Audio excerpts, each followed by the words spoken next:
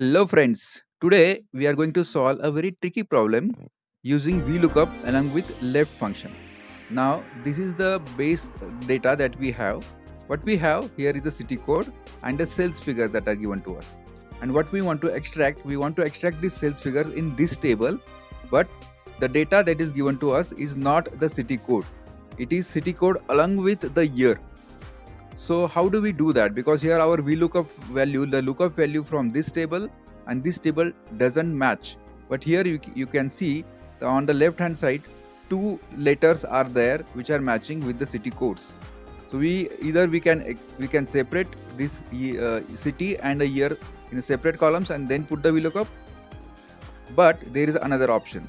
We can use a single formula with a combination of VLOOKUP and left function and extract these values. How do we do that? Let us go ahead and do it. Is equal to VLOOKUP tab. For lookup value, we are going to use the left function.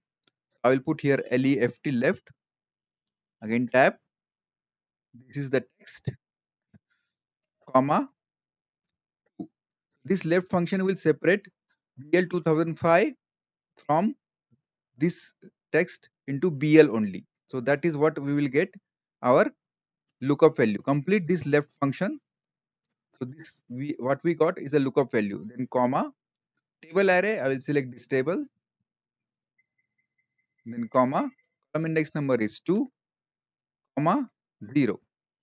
So this completes our VLOOKUP function where we have used the lookup value as a left function.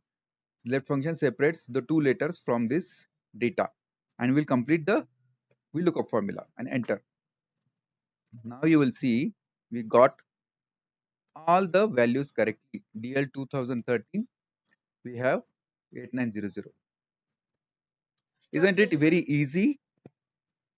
Though we have used two formulas, it is very easy to solve this kind of a problem. So don't forget to like and share this video and subscribe to this channel. Thank you very much and see you in the next video.